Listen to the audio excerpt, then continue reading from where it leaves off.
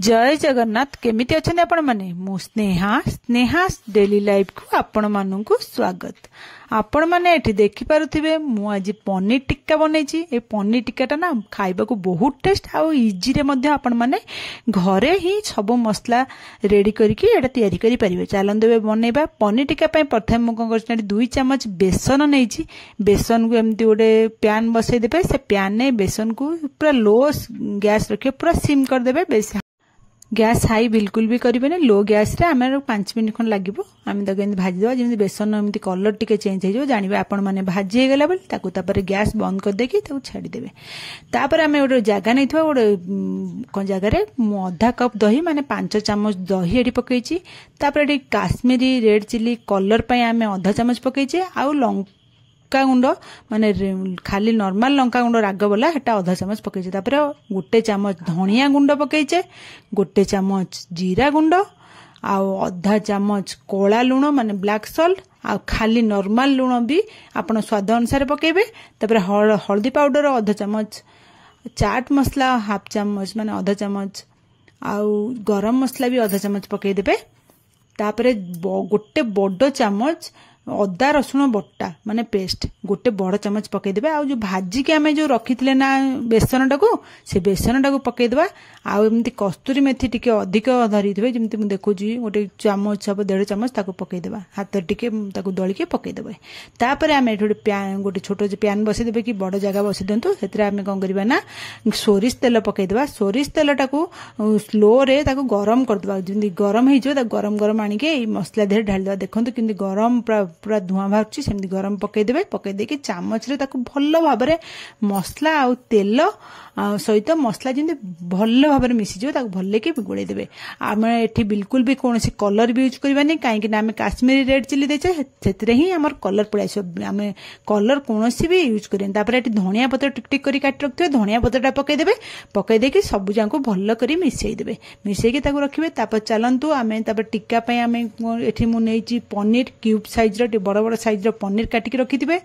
आ पियाज को cube size काटिकी तार एमती पाखुड़ा गुड़ा लेयर गुड़ा बाहर कर देथिबे। एमती लेयर बाहर कर रखि देथिबे। आ कैप्सिकम को भी क्यूब साइज काटिक रखिथे गोटे। आ टमाटो 2टा टमाटो एठी मु काटिक रखि देछि क्यूब साइज। टमाटो भी मझिरो मंजी काटी देबे। मंजी बिल्कुल भी रखिबेनी। आ ताकू काटिकी एमती क्यूब साइज रखि देबे। तापर से जो मसला रे पियाज कैप्सिकम टमाटो आउ आमर जो पनीर थिला जेतिकी आप प्रथमे सबु जांग पकेबेनी सबु जांग एकाथरे पकई गोलेले माने भांगी जीव पनीर गुड़ा सॉफ्ट रही जाए हेडा भांगी जाए पनीर गुड़ा। आपण माने अल्प अल्प पकई गोले गोले करिवे गोले देबे। ताकू गोले देकी किछि मैग्नेट करिया दरकार नै खाली गोले की जस्ट गोले की 2 मिनिट 3 मिनिट पई एपटे हम तावा गरम होला भितरे एटा हमर हे जिवो। किछि अधिक समय मैग्नेट करिके एटा रखिया भी दरकार नै।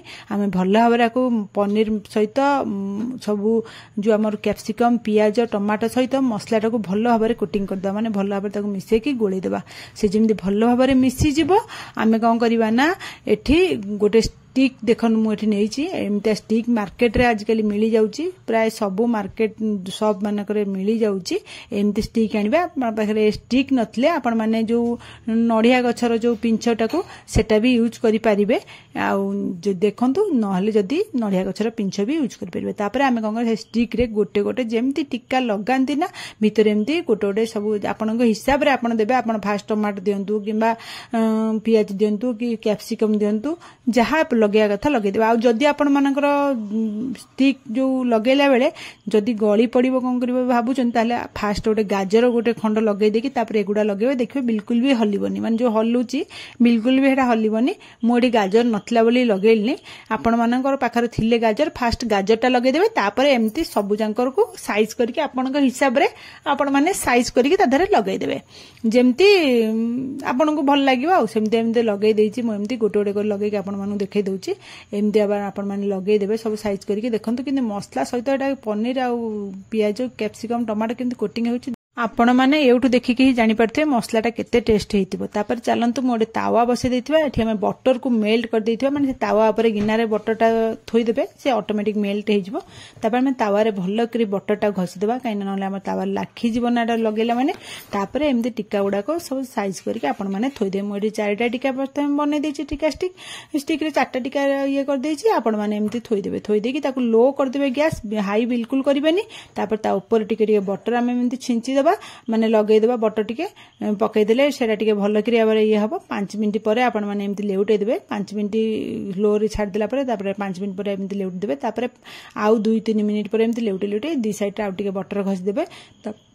तार चारिपट जाक एमती लेउटे की आपण माने भल करी ताकू ये कर देबे। हे जिवो 7 मिनिट 8 मिनिट भीतर हमर रेडी हे जिवो। तापर आमे कोन करबा ना, हमर तो तंदूरी फ्लेवर दबा ना, हमर तो घरे तयारी करछ, तंदूरी तो नाही। हेतबे आमे कोन करछ, गैस लगे देछे, गैस रे एमती टिक्का को धर के गोटे टिक्का को धर के एमती से ये कर देबो। गैस रे टिके हम ताकू पोड़ी देबा, माने कैरेमेल कर देबा। आ एटा ना फ्लेवरटा बहुत बढ़िया आसीबो। आपण माने गैस रे एभली भाबे कर दियन, त देखिबे तापर पूरा टिक्का तंदूर रो फ्लेवर आसीबो। आपण माने के जानि भी परिबेनी एटा घरे बनैचंती बोली। हमें सब जांको केमती पोड़ी के कर दैचंती।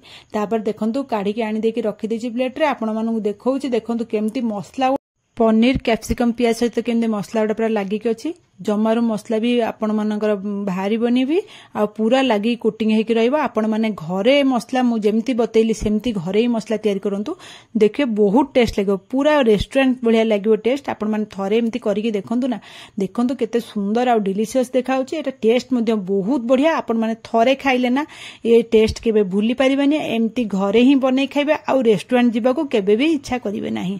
आपण माने टिक्का ऊपर टिके लींबू चिपुड़ देबे आ स्लाइस पियाज एमती ग्रीन चटनी बनै देबे। ग्रीन चटनी सहित खाइबे बहुत टेस्ट लागिवो। पियाज ग्रीन चटनी सहित खाइले एटा बढ़िया लागिवो।